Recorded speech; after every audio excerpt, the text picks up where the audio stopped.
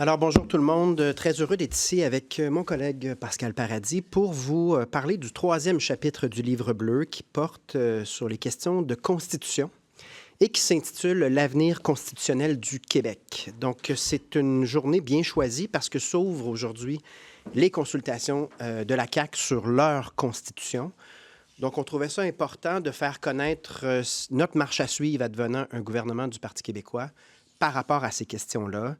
Nous allons essentiellement vous présenter un calendrier en 5 étapes et ce calendrier sera suivi point par point. C'est important donc d'être clair et précis sur notre démarche à l'image de ce qu'on a fait sur les autres questions, là, la monnaie par exemple récemment, les relations internationales. Et c'est la démarche qu'on va suivre sur tous les sujets qui sont pertinents en préparation de cette transition importante.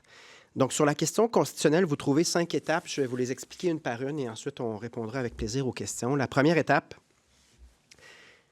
advenant l'élection d'un gouvernement du Parti québécois, nous mettrons en place une commission itinérante de consultation et d'information strictement sur la question d'une constitution provisoire.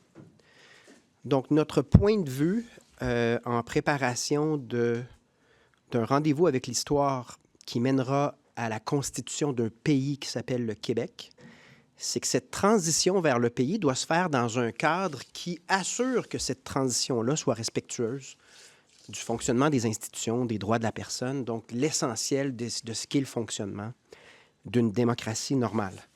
Donc, dans ce cas-là, on a l'intention de ne pas répéter les erreurs de la CAQ.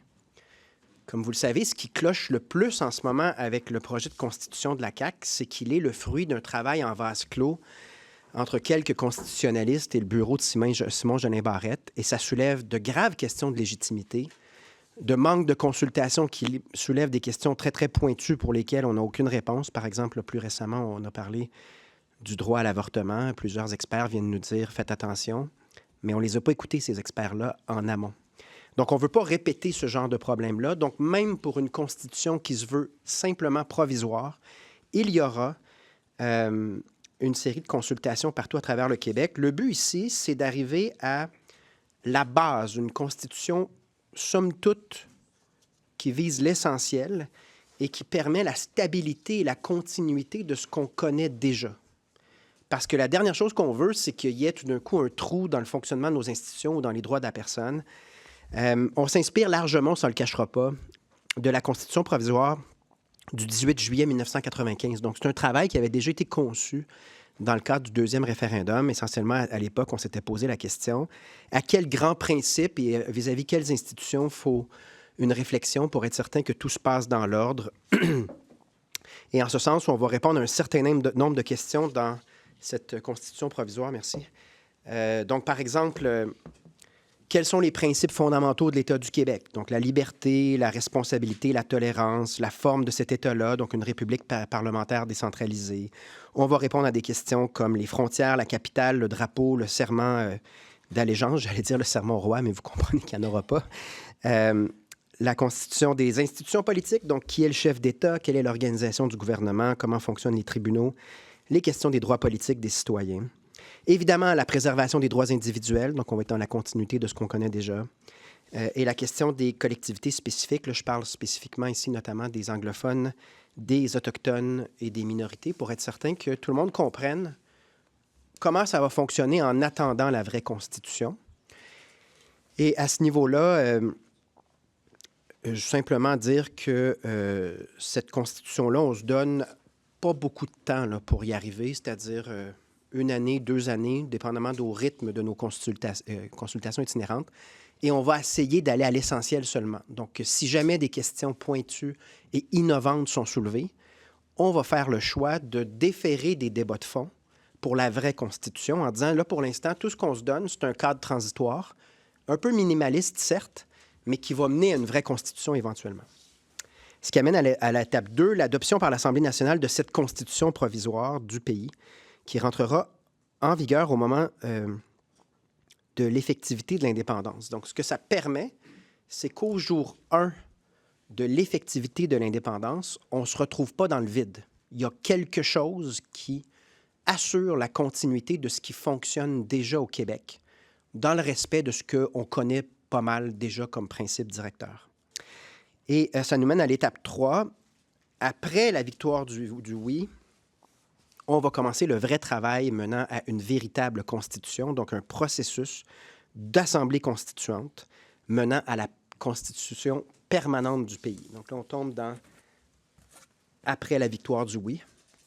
Donc là, on commence le vrai travail. Et ce vrai travail-là, il est vraiment intéressant parce que là, on va faire les choses correctement. On se donne du temps. Donc, 2 à 4 ans après l'effectivité, la victoire du oui, on arrive à des consultations qui vont être complètes.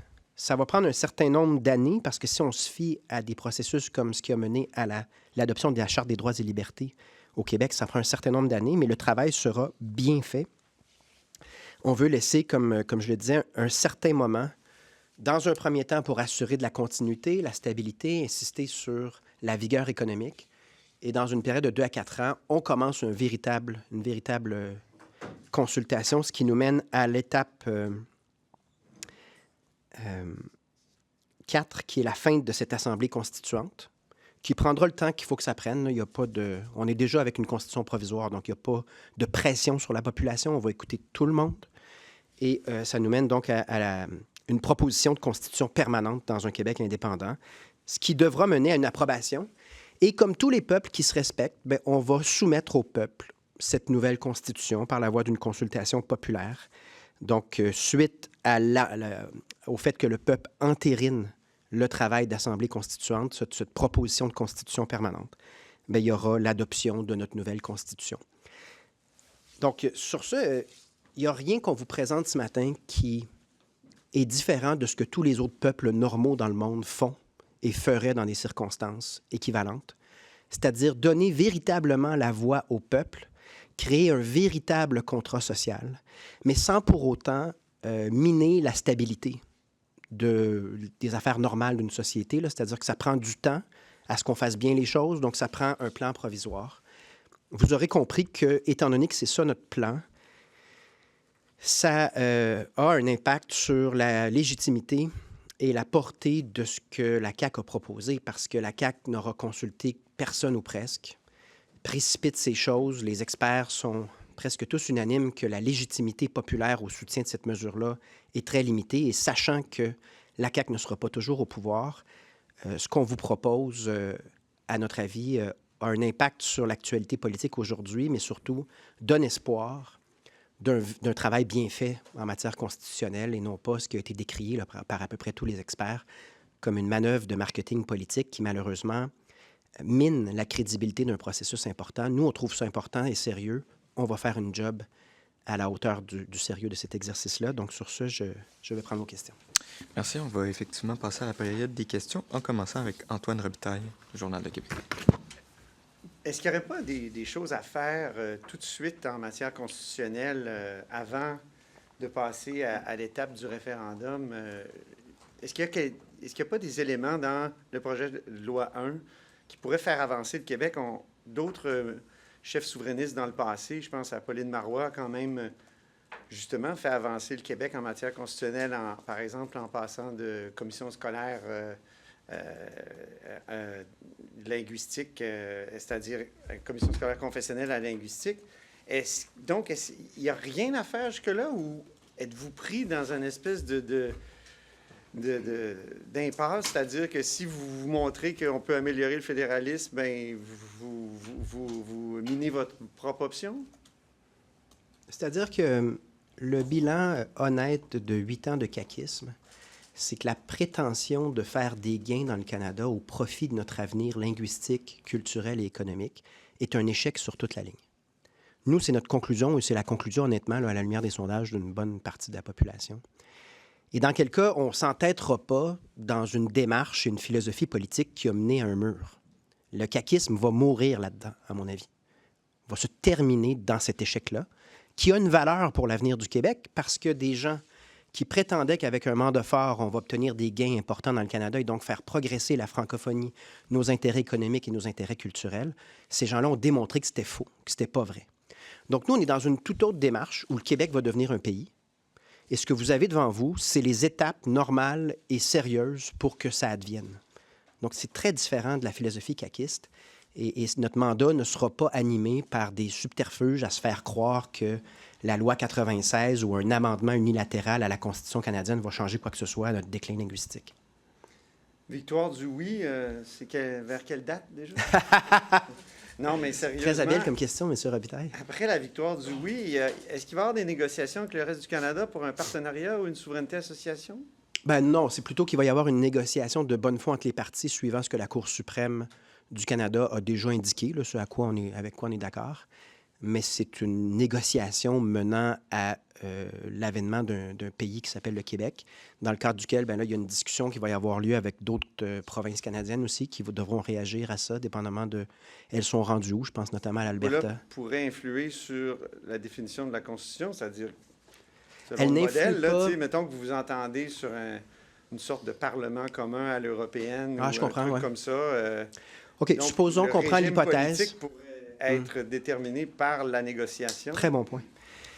Si on prend l'hypothèse, en effet, que les autres provinces canadiennes ont des réflexions sur leur indépendance en ce moment et que ça pourrait mener à des alliances entre les provinces en disant on met fin à l'abus de pouvoir du fédéral puis à l'empiètement du fédéral dans nos champs de compétences. On est tous d'accord que ça ne fonctionne pas, mais on a intérêt à collaborer ensemble sur plein de sujets. Puis je m'avance là-dessus parce que c'est ce que j'ai constaté dans les autres provinces canadiennes lorsqu'elles parlent au chef du Parti québécois.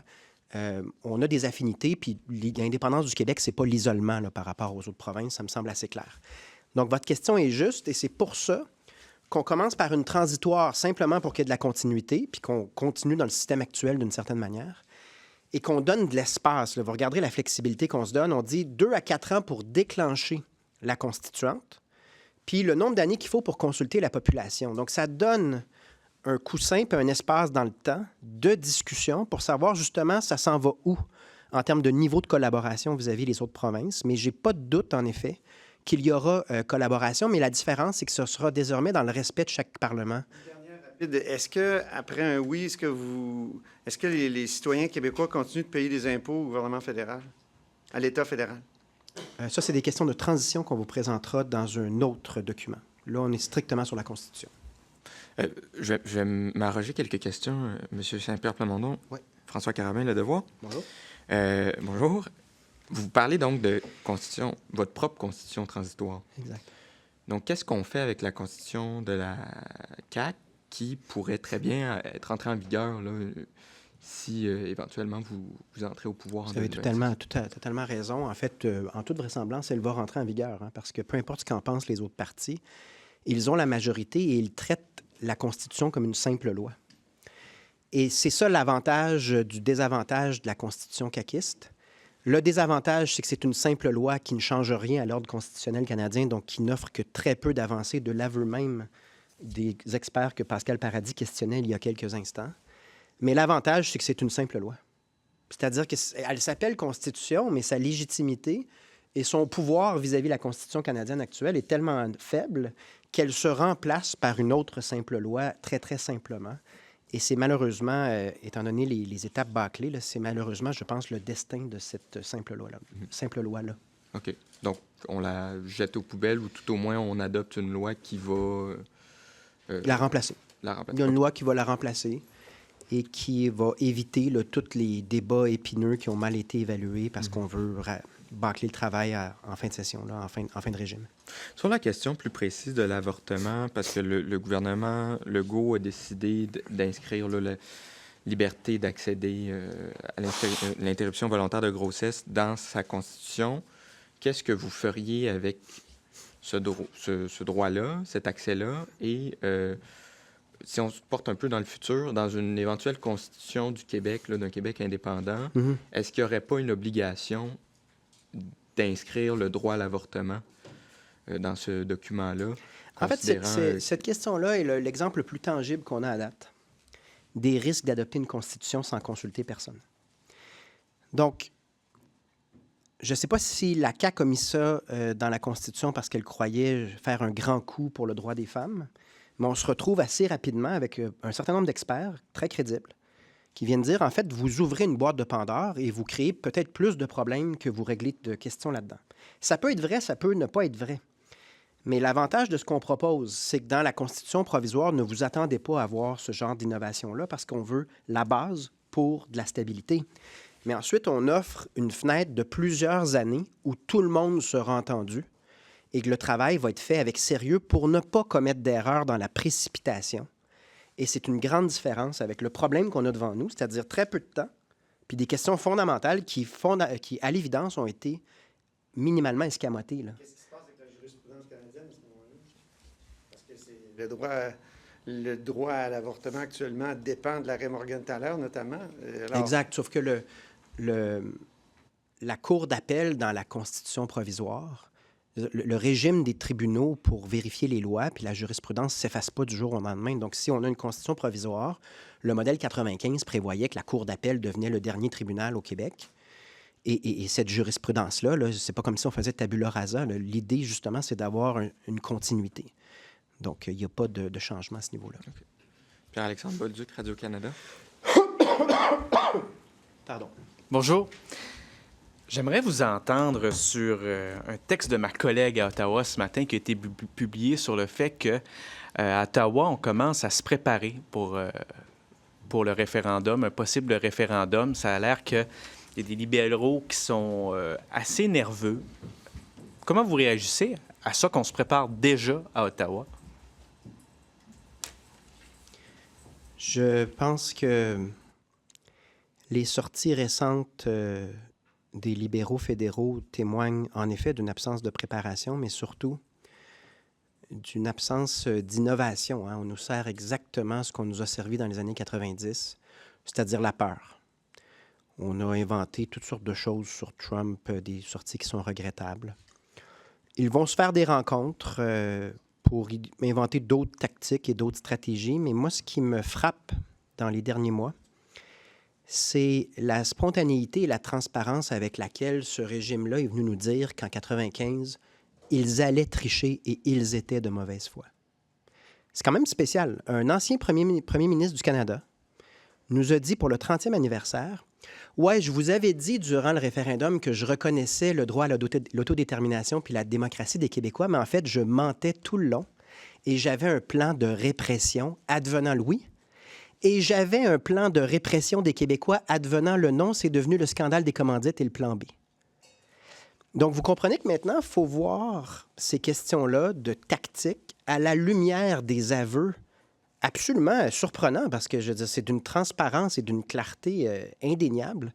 La mauvaise foi fait partie du régime canadien par rapport au droit démocratique des Québécois de s'autodéterminer et leur volonté d'avoir une société distincte en français pour la suite des choses. Donc, ils peuvent faire les stratégies qu'ils veulent, mais on sait à peu près quand même ce qui s'en vient. Là. Ça va être des campagnes de dénigrement, de peur, parce que les arguments au soutien de la fonctionnalité du Canada à l'avantage du Québec n'existent plus.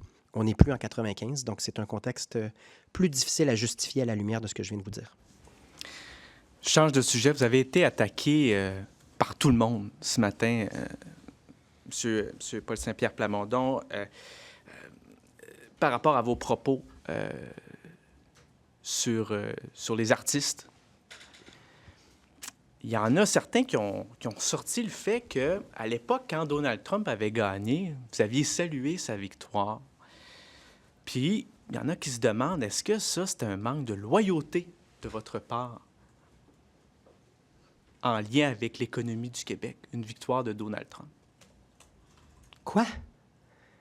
Je comprends même pas votre question. Le lien entre critiquer certains porte-parole de la culture qui saluent Marc Miller alors que Marc Miller travaille contre la pérennité de la culture québécoise, il y aurait un lien avec le fait de saluer des chefs d'État qui sont élus lorsqu'il y a des élections en France, en Angleterre et aux États-Unis. Vous êtes sérieux, là? Je ne sais même pas quoi vous dire. Je ne sais pas par où partir. Donc, moi, j'ai un travail de représentation du Québec et ma loyauté est seulement envers le Québec en tout temps.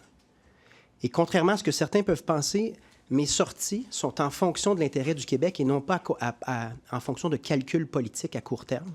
Puis je le sais que j'ai un style peut-être un peu trop direct. Des fois, je m'en excuse. Mais on peut quand même pas m'accuser de manquer de sincérité puis de manquer de loyauté envers le Québec à chaque fois que je fais des réflexions et des sorties. Et là, je veux répondre à votre question, mais j'en vois pas de lien. Je suis désolé. Gosselin, TVA. Bonjour, M. Saint-Pierre Plamondon. Le ministre de la Culture, aujourd'hui, M. Lacombe, est allé dire qu'il n'est pas plus d'accord que vous avec la nomination de M. Miller comme ministre de la Culture canadienne et de l'identité. N'empêche que, selon lui, vous vous attaquez à la mauvaise cible, donc les porte-paroles de la culture québécoise. Est-ce que c'est pas la mauvaise cible pour faire avancer le débat?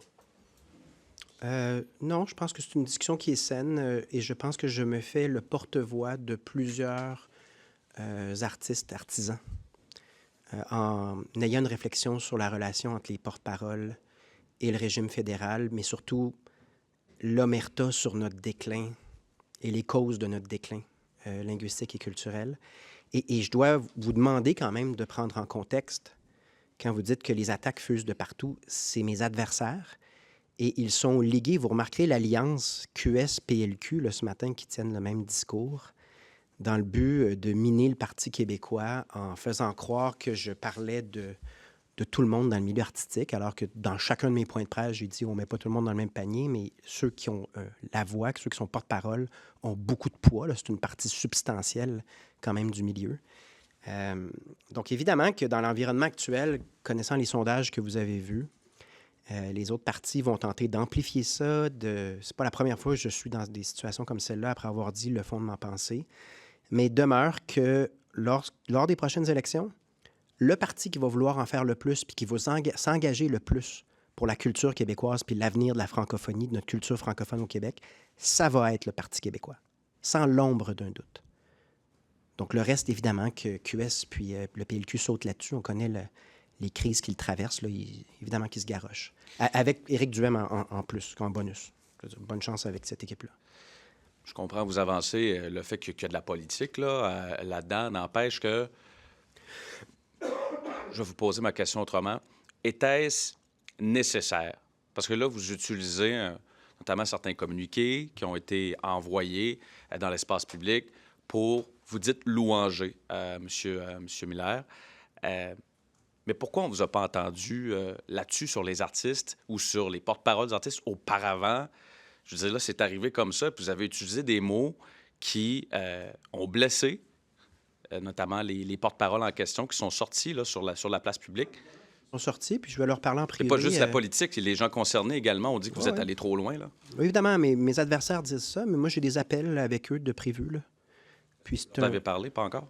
J'ai un appel là, tout de suite après le point de presse de cédulé, puis je vais faire ce travail-là, dans le sens, il y a du temps devant nous, mais je ne sais pas comment vous le dire autrement, il y a, de mon point de vue, une indignation que j'ai témoignée par rapport à la déconnexion entre le mur qu'on est en train de frapper sur le plan culturel en français au Québec et cette attitude absolument élogieuse qu'on a vis-à-vis des gens qui travaillent contre l'avenir du fait français en Amérique. C'est mon point de vue. Ça va générer pas mal de discussions, j'ai l'impression, dans les prochaines semaines. Mais au final, ce qui a des chances de tous nous rallier, c'est qu'il n'y aura pas un programme plus solide et déterminé pour ramener en force la culture en français au Québec que celui du Parti québécois aux prochaines élections. Et ça, bien, ça va peut-être aussi permettre de s'unir autour d'un plan de match, alors que là, la discussion porte sur le personnage de Marc Miller et comment on devrait, à quel degré on devrait agir, parce qu'évidemment, je ne reproche pas, là, dans la situation financière difficile du milieu artistique, je ne leur reproche pas d'essayer d'avoir des subventions, mais je trouve inacceptable que ces subventions-là du fédéral viennent avec autant de contraintes, de conditions idéologiques et soient portées par des gens qui travaillent, qui nient le déclin du français, là, c'est pas rien. Donc, c'est une discussion qui va avoir lieu dans les prochaines semaines, mais qui ne sera pas nécessairement négative à la fin, une fois que tout le monde qu'on aura pu échanger là-dessus. Donc, Marc-André Gagnon, Journal de Québec. Oui, bien, j'aurais une question aussi à ce sujet-là, mais d'abord, concernant la Constitution. Oui, merci.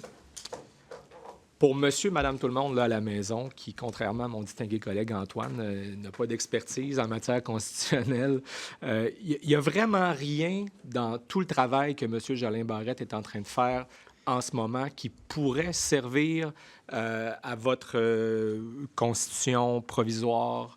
Pas vraiment. Et aussi, l'autre élément, c'est quoi la différence, encore une fois pour monsieur, madame, tout le monde, Ouais. avec l'Assemblée constituante que QS propose depuis des années? OK, mais ça, c'est très important. OK. En Je vais essayer deux de temps. le vulgariser. Ouais. Là. Il n'y a pas que des mauvaises choses dans la Constitution de la CAQ, mais elles devront être soumises à la population dans le cadre d'un vrai travail qui mène à une Constitution permanente. Le problème de la Constitution de la CAQ, c'est qu'il y a du bon et du mauvais et que ça correspond à aucune légitimité ni consultation populaire. Et là, on veut précipiter ça en fin de régime. Ça complexifie les choses, le droit à l'avortement en étant un exemple. Ça ne veut pas dire que lorsqu'on sera dans le processus de consultation de la population pour avoir une vraie constitution, que ces idées-là de la CAQ ne reviendront pas. Puis il y en a certaines qui sont bonnes, qui seront probablement reprises. Mais quand on fait une constitution de transition, le but, c'est simplement de continuer et d'assurer la stabilité. Donc, on ne sera pas dans beaucoup de nouveautés, là, pour être honnête. Par rapport à QS, QS veut assujettir le oui ou le non à un pays à la Constitution et le fait d'entériner une Constitution. Et ça rend l'indépendance du Québec absolument impossible. Pourquoi? Parce que dans le processus, des fédéralistes et des indépendantistes, avant que l'indépendance ait lieu, vont tenter de s'entendre sur la Constitution d'un pays. Ce sera une foire d'empoigne, là. Et ensuite, les gens vont arriver pour voter non pas sur la question fondamentale de si on mérite d'exister comme pays, puis de décider par nous-mêmes, pardon. Ils vont devoir voter sur chaque article de cette Constitution, ce qui va amener à des gens à dire, puis on le voit souvent sur les médias sociaux, « Moi, je serais pour l'indépendance, mais là, en cause de tel sujet pointu, là, tu viens de perdre mon vote. » C'est ce que vous allez voir, mais à très grande échelle si on suit le plan proposé par QS. Donc, ça rend impossible l'avènement de l'indépendance du Québec, cette approche-là. Alors que notre approche, c'est de voter simplement sur oui ou non un pays, puis ensuite de se faire confiance. Comme peuple normal, on se consulte, puis on arrive avec notre Constitution qui reflète ce que nous, on veut là-dedans. N'importe quel peuple normal a fait ça par le passé. OK. Je reviens sur le sujet précédent. Je sens aujourd'hui, cet après-midi, un certain effort pour baisser le ton, M. Plamondon, notamment par rapport à vos dernières publications sur les réseaux sociaux. Puis récemment, il y a eu Régis Labombe, il y a eu Dimitri Soudas. Là, je voyais que sur les réseaux sociaux, toujours, vous en prenez à Radio-Canada, Patrice Roy, en remettant en question leur partialité. Est-ce que vous mettez vos énergies au bon endroit lorsque vous faites ces longues publications sur les réseaux sociaux? T'sais, en quoi ça vous est utile? Puis il n'y a pas un moment où, comme chef de parti qui aspire à devenir premier ministre, que vous auriez intérêt peut-être à vous doter d'une carapace par rapport à ça? Non, je pense que les gens me connaissent comme un gars qui est sincère dans sa démarche, réfléchit lorsque j'interviens et qui donne leur juste même quand c'est difficile. Je me tiens debout même quand ils vantent. Et c'est pour ça, entre autres, j'imagine, qu'on a un appui au dernier sondage de 39 % de la population, ce qui est quand même pas si mal. Donc, est-ce que je vais me dénaturer parce qu'on me met de la pression ou est-ce que je vais changer comme personne parce que j'étais à 1 an des élections? Pas du tout. Nous allons être constants, solides sur le plan de la préparation et du fond, comme on vous présente ce matin. Le travail est bien fait. Puis on va amener des gens de qualité pour former un gouvernement qui est à la hauteur de défis majeurs dans notre société. Et je touche parfois, sans même faire par exprès pour être honnête, je touche parfois à des questions plus sensibles que ce que je l'aurais estimé. Mais des fois, dire la vérité telle qu'on la voit, ça peut déranger, ça peut peut-être créer de l'inconfort, mais quelques mois plus tard, ça peut amener une évolution intéressante à force d'en jaser de ces questions-là. On l'a vu à travers certaines de mes interventions controversées. Souvenez-vous de la réaction quand je disais qu'il fallait fermer Roxham. Souvenez-vous de mon intervention lorsque je voulais qu'on s'attarde au temps d'écran chez les enfants. Les réactions vives pour le serment au roi. Les réactions vives pour certaines de mes sorties par rapport aux pendaisons et à l'historique violente du Canada vis-à-vis des francophones. À chaque fois, j'ai des partis d'opposition, puis le fédéral au complet, pour dire que je suis un vilain personnage qui a perdu le Nord puis dit des folies. Mais 6 mois plus tard, pour chacun des sujets que je viens de vous nommer, constatez qu'à la fin, ce sont des sorties qui aujourd'hui sont assez consensuelles. C'est comme si vous disiez « j'ai toujours raison ». Non, j'ai pas toujours raison. Je veux simplement mentionner que c'est pas la première fois que ça m'arrive, que je dis quelque chose et que sur le coup, j'ai évidemment des adversaires qui me sautent comme dans un bac à piranha, là, mais que quelques mois plus tard, la discussion a évolué sur quelque chose d'utile et c'est beaucoup moins sensible quelques mois plus tard que sur le coup. Donc, jamais, pour répondre à la question, jamais je vais altérer ce que je pense est dans l'intérêt du Québec comme discussion. Jamais je vais me restreindre de peur, en fonction d'un calcul électoral, parce que là, on approche de l'élection. Il y a une constance dans la démarche du Parti québécois, puis ça attire des gens, puis ça attire des candidats de qualité. Et ça va être exactement ça, maintenant, pendant l'élection et après l'élection. Charles Le Cavalier, La Presse. Bonjour. Je vous cite là, il serait bon de rappeler que l'argent du fédéral, il s'agit de notre argent qui nous est désormais retourné seulement si on acquiesce à ce régime fédéral et à ses conditions de dogme idéologique qu'il impose. Est-ce que on comprend que vous élargissez le diagnostic là, que vous avez porté sur la part substantielle du milieu culturel à d'autres, par exemple, les professeurs d'université qui reçoivent des fonds de chaire de recherche du Canada? Oui? Oui, Radio-Canada, les universités, le milieu artistique, ce sont des décisions qui ont été prises en 96-97 par Jean Chrétien et Sheila Copps. Et dans les trois cas, on s'est dit, il y a trop d'indépendantistes dans les universités, il y a trop d'indépendantistes dans le milieu artistique, puis il y a trop d'indépendantistes à Radio-Canada. Et on s'est mis donc à violer, à abuser du sens de la Constitution du Canada qui octroie les pouvoirs en culture à Québec, et à prendre nos impôts puis les dépenser dans le champ de compétences de Québec, moyennant l'adhésion au fédéral et l'adhésion à certaines idéologies imposées par le fédéral. Et ce modus operandi-là, il est indéniable. Il a des impacts sur notre société. Donc, il y en a qui peuvent manquer de loyauté, par exemple. Je vous dis, est-ce que vous posez le même diagnostic? Est-ce qu'il y a des professeurs d'université parce qu'ils souscrivent, selon vous, au dogme d'Ottawa qui viennent manquer de loyauté? Ce n'est pas tant le manque de loyauté qu'on restreint leur liberté. Ottawa restreint la liberté académique, restreint la liberté d'expression et la liberté artistique de nos artisans en posant ces conditions-là. Et Ottawa impose à Radio-Canada, parce que c'était ça la mission, il faudra retrouver les citations, mais à l'époque de Mélanie Joly, son entrée en poste comme responsable de Radio-Canada, il y avait une volonté même explicite là, de faire le ménage dans les indépendantistes de Radio-Canada. On retrouvera les citations. En fait, Sheila Copps a été très, très explicite. Puis là, peut-être vous pouvez m'aider, on va retrouver ces citations de 96 et 97, mais elle disait grosso modo, peut-être que ces milieux-là sont favorables à l'indépendance en ce moment, mais quand on leur aura donné des subventions, puis on aura fait notre travail, les choses vont changer. Il faudrait trouver cette citation-là, mais ça date de 96-97. C'était le plan B, le plan de répression de l'indépendantisme à travers un pouvoir de dépenser qui est illicite, parce que c'est pas ça que la Constitution du Canada dit. Et si vous allez en Alberta, ils vont vous parler du même abus de pouvoir, la même fatigue d'être avec un gouvernement qui abuse et qui ne respecte pas sa propre Constitution à des fins de centraliser et de décider à la place des parlements provinciaux. Donc, c'est une dynamique qui est pan-canadienne. Vous soulignez aussi que Radio-Canada reçoit de l'argent du fédéral, ce qui explique peut-être le ton de l'entrevue avec Patrice Roy. C'est ce que vous avez écrit là, aujourd'hui. Est-ce que les quotidiens québécois, là, la presse, Le Devoir, le Journal de Montréal, qui reçoivent aussi de l'argent d'Ottawa sous forme de crédit d'impôt, à votre avis, risquent la même chose, c'est-à-dire de venir tordre leur... Juste reprendre ce que j'ai dit là, pour être précis. Oui. Ça explique peut-être le ton de l'entrevue. Oui, attention, j'ai dit, pour les fins de l'entrevue, Radio-Canada n'hésite pas à promouvoir l'ingérence du fédéral en culture, qui est un champ de compétences du Québec, en soulignant que CBC Radio-Canada a obtenu 150 millions de plus de Mark Carney en promesse électorale lors de la dernière élection fédérale. Donc, je fais référence spécifiquement au fait que pendant que je parle, il y a une image qui vante l'intervention du fédéral en culture en suggérant, à mon avis, là, grosso modo, regardez comment le fédéral nous aide parce qu'il vient de donner 150 millions de dollars de plus à CBC Radio-Canada. Je trouve qu'en termes d'apparence de partialité, pour un débat qui porte sur l'ingérence du fédéral et les effets délétères du fédéral... Patrice Roy. Bon, ça a été une entrevue quand même assez spéciale, là, disons-le, mais... Mais vous pensez vraiment que c'est lié au fait que Mark Carney a donné plus d'argent à Radio-Canada? Je souligne que de leur propre chef, ils font la promotion de l'ingérence fédérale en disant « Regardez, ça a été payant pour nous ».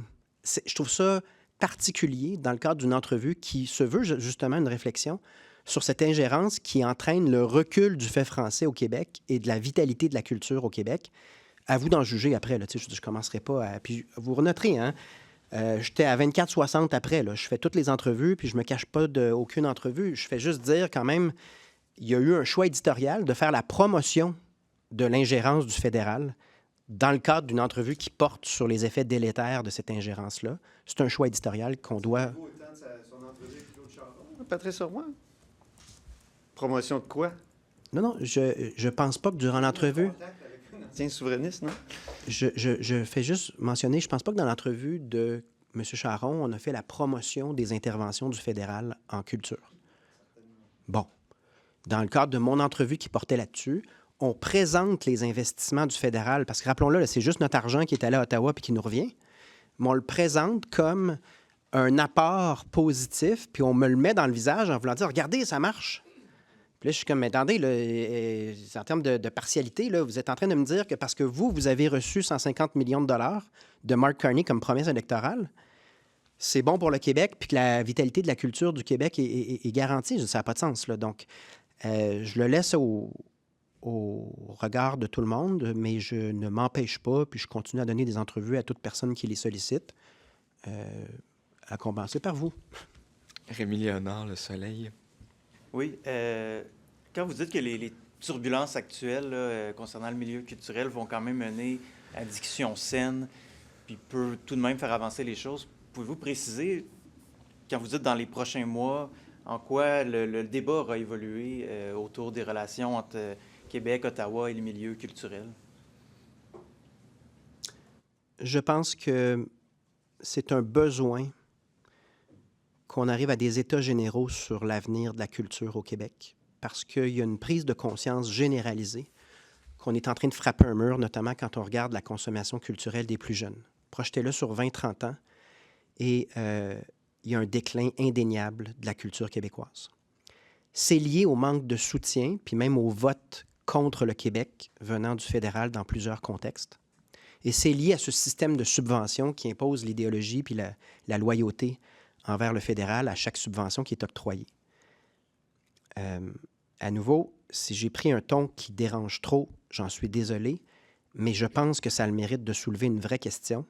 Si tout le monde dans le milieu sait qu'on est dans un mur, est-ce qu'on peut arrêter de faire semblant que le fédéral travaille pour nous?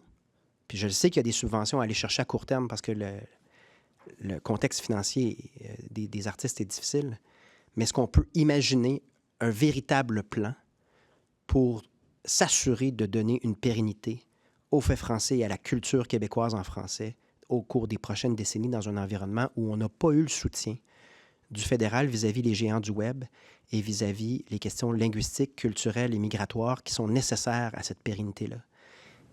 Donc, si jamais on peut se rendre à cette discussion-là, du fait qu'en fait, on est d'accord sur le fond, puis il n'y a pas un parti plus commis à l'avenir de la culture en français au Québec que le Parti québécois, bien, ça peut, oui, déboucher. C'est ce que j'espère à tout le moins, là, que ça débouche sur un plan de match commun. Parce que sur le fond des choses, ma loyauté, elle est envers l'avenir de la culture en français au Québec. Il n'y a personne de plus commis que nous autres à ce niveau-là. Puis pour revenir sur votre démarche constitutionnelle, comment, j'ai pas vu de mention des Premières Nations, probablement que dans la... Non, ça là. Bien, probablement que c'est dans la commission itinérante qui seront rencontrés, mais... Les deux. Votre approche là, pour qu'ils se sentent réellement inclus, on sait que c'est souvent une question... C'est le problème avec la CAQ en épineuse. passant. Donc, comment faire autrement? Comment être certain que ça ne soit pas un obstacle dans votre cas? Donc, pour la provisoire, il y a un aspect qui est déjà prévu de consultation. Évidemment, ça fait partie d'un processus qui est quand même plus succinct, là, c'est-à-dire qu'on reconduit ce qui existe déjà, mais on va quand même s'assurer que de leur point de vue, ce qu'on prépare dans la provisoire comme processus menant à la vraie Constitution, on va juste s'assurer qu'ils sont d'accord puis qu'ils sont confortables.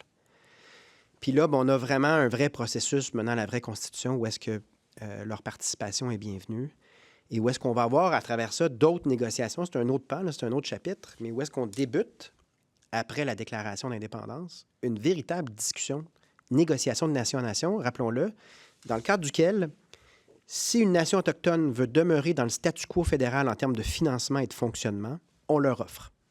Donc, c'est un peu la logique de la Constitution provisoire. Si quelqu'un veut demeurer, si une nation veut demeurer dans la stabilité du provisoire et du statu quo, on leur offre. Mais s'ils veulent profiter du fait qu'on brise un régime colonial et on brise la loi sur les Indiens pour se doter de relations d'égal à égal suite à une négociation qui probablement impliquera les Nations unies, bien, nous, on ne demande pas mieux que de réussir et d'être parmi les premiers dans le monde à réussir des relations d'égal à égal et durables. Donc, c'est ça que ça permet, le cycle de constitution permanente, mais il y aura un chapitre entièrement dédié à ça, Pascal. Oui, donc il y aura un chapitre sur cette question-là, mais donc, on le réitère, avec la constitution transitoire, l'idée est d'avoir de la continuité, de la stabilité. Et on va participer, bien sûr, à la commission itinérante et ce qu'il va y avoir, et ça c'est sûr, c'est que toutes les garanties actuelles, tout ce qui existe actuellement pour préserver les droits et l'autonomie des Premières Nations, ça va être minimalement protégé dans la Constitution transitoire. Donc, tout ce qui va suivre va être une amélioration, notamment, comme Paul vient de le mentionner, dans le cadre de la préparation de la véritable Constitution du Québec. Là, il y aura une participation des Premières Nations pour prévoir autre chose. La Constitution de 1995 prévoyait donc en son sein qu'il y aurait négociation d'entente d'autonomie avec les Premières Nations. On peut très certainement imaginer que ça va être la même chose avec cette Constitution transitoire qui va mener à des discussions pour améliorer finalement l'autonomie des Premières Nations. Thomas Laberge, la presse canadienne. Oui, bonjour à vous deux. Pour revenir sur le sujet de ce matin et d'hier, vous avez dit donc qu'une partie du milieu culturel manquait de loyauté envers le Québec. Quels sont les critères pour déterminer la loyauté envers le Québec? Ben, j'ai pas élaboré une jurisprudence. Là. Je dis simplement que le fédéral, pour l'obtention de subventions qui proviennent de notre argent, demande une loyauté à travers des critères fortement idéologiques. Et ça amène des situations où un nouveau ministre qui est explicitement dans la négation du déclin du français est accueilli très, très chaudement par certains acteurs du milieu, ce qui, à un moment donné, là, j'ai tout commenté ça. Donc, les faits sont là, puis l'observation est là. Est-ce que vous considérez que les partis fédéralistes manquent de loyauté envers le Québec? Bien sûr. C'est un régime.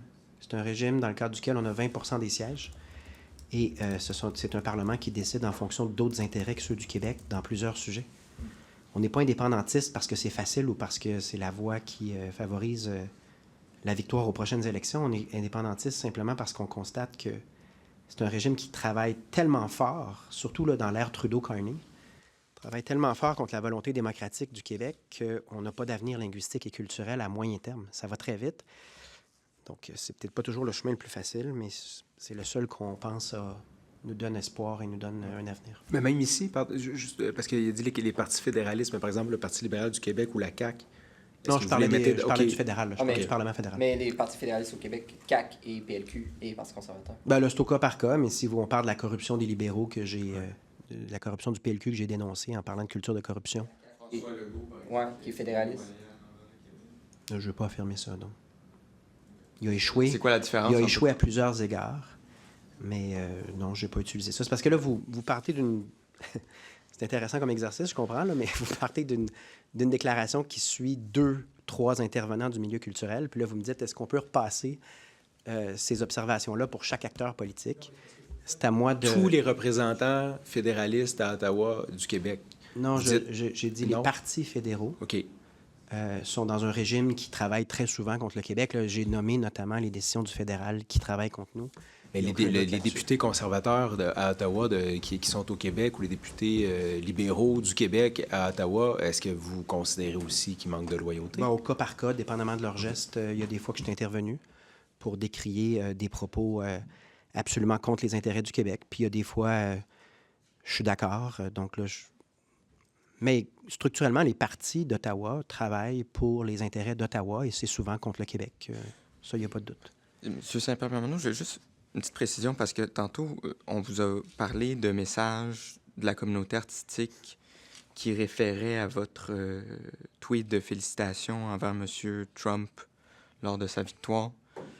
Puis j'aimerais juste comprendre, parce que je pense que ces personnes-là se posent la question, en quoi ce n'est pas de la plaventrisme de saluer la victoire de M. Trump sans, par exemple, parler des impacts de ses décisions économiques sur le Québec, mais c'est de la plaventrisme de saluer l'arrivée de Marc Miller dans son poste à Ottawa. Il y a deux différences. Premièrement, quiconque représente ou cherche à représenter l'État québécois va saluer l'élection de chef d'État de ses partenaires commerciaux. En toutes circonstances, et peu importe ce qu'on pense du choix démocratique d'une autre nation, surtout quand c'est les États-Unis, notre partenaire commercial principal.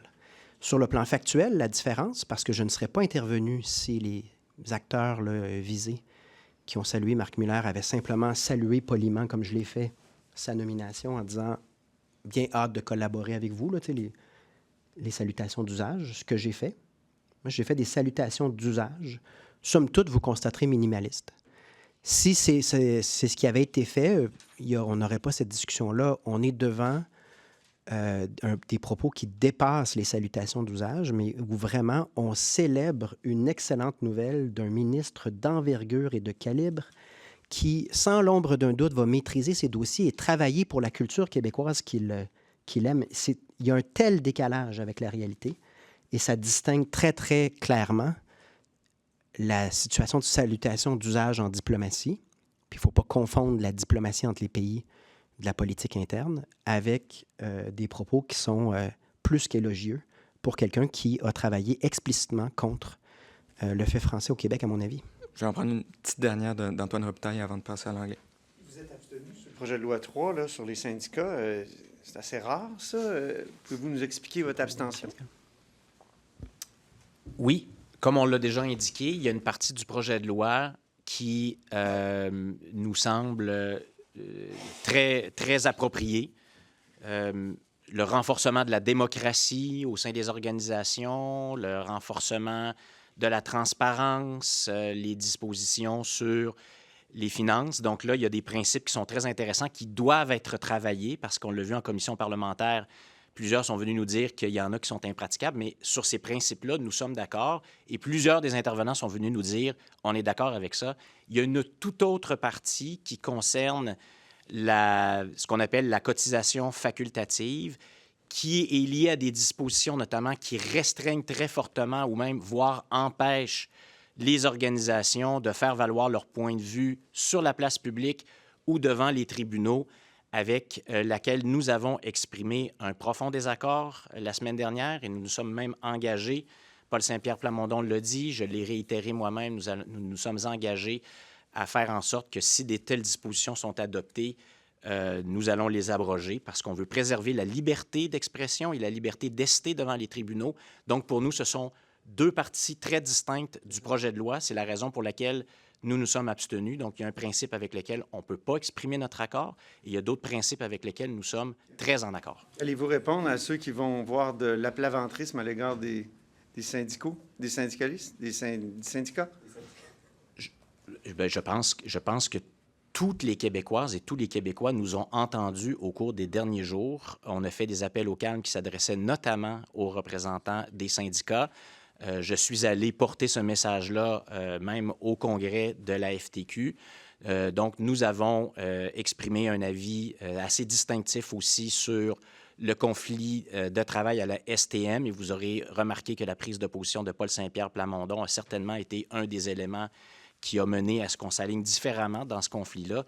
Donc, personne ne peut honnêtement et sincèrement prétendre que c'est de l'aplaventrisme. C'est au contraire une position qui est très centrée sur là où se trouvent la plupart des Québécois sur ces questions-là. Ils veulent de la mesure. Ils ne veulent pas un gouvernement qui fait du clivage d'un autre côté pour des intérêts purement électoralistes. Puis ils ne veulent pas non plus des réactions exagérées. Ils veulent qu'on se parle avec calme pour prendre les meilleures positions dans l'intérêt collectif des Québécoises et des Québécois. On passe en anglais avec Phil Autier. On the Constitution, good afternoon. Good day. In the CAC's Constitution, there's barely a mention of minority rights for the Indigenous or Anglophones or anybody else. It's mentioned in the preamble that it would be that the objective would be to be respectful of institutions. Now, in your document, you actually use the word rights. Sure. And could you give us the scope of the rights that you would entrench in, let's say, in the provisional version and the permanent version? Of course, the permanent version will be more elaborated, because what's going to happen when Quebec becomes a country is that you have a reversal of the situation with regards to minorities, especially English-speaking Quebecers. One of the difficulty for English-speaking Quebecers over the past decades is that Quebec has a defensive stance that translates into a lot of regulations in the hope of preserving the French language and the French culture within a system, the Canadian system, that is adversarial to that mission. On the day that you change completely the context and the legal framework, and that Quebec is now a country with an official language that is French, but with a minority that is English-speaking, we will need to change the approach completely. And that will mean less regulation, I think, in terms of language, because you will not have anymore the Canadian government funding initiatives to work against that principle. And you will have a duty of care that will be heightened, because then you have the responsibility, the genuine responsibility of taking care of a minority, right? Whereas right now, oftentimes, the English-speaking spokesperson are related to the federal system. So there's this situation that will not exist. But I think what we're dealing with here is a genuine discussion about rights and not just random accommodations, because the context will be very different. And just to state that, in my view, there's no doubt, given the Quebec temper that is really directed at social peace, that English-speaking Quebecers will be treated very fairly and in the objective to come all together as one people in the respect of our linguistic differences that are part of our history. And would you put, oh, sorry. And if I may, really, sure. the transitional constitution is about continuity and stability. It's really setting forth what are the main institutions and how the state will be functioning. And the work and on imagining what is the country and what is the constitution, the real constitution of the country, is the work that is done in the further steps of determining how we see ourselves being governed by a constitution. A roving commission, they go on. All together, all Quebecers working together to define this. And you said, Mr. St. Pierre Plamondon, that there was some good parts in the CAQ Constitution, which we're covering now. Technically, what would you do? The PQ takes power. Do you amend it? Do you amend the old? No, it's gone. Or do you just get rid of it? It's gone. It's gone. Okay. It's gone. It's replaced by a provisionary constitution that is really just the backbone of continuity and stability in terms of what we already know. And then you give proper time for everyone to say, okay, now that we're a country, what do we need to invent to be in accordance with the social peace we want to achieve? And that's where, especially for First Nations and English-speaking Quebecers, we're in a whole different environment, I think. And it's going to be, I think, a positive era of our society, because it's going to bring dialogue and a mutual agreement on what leads to social peace and respect among us. Whereas the federal government is a regime that divides to govern. So it makes the social dialogue oftentimes way more difficult. Merci. Thank you. C'est ce qui met fin à cette conférence de presse.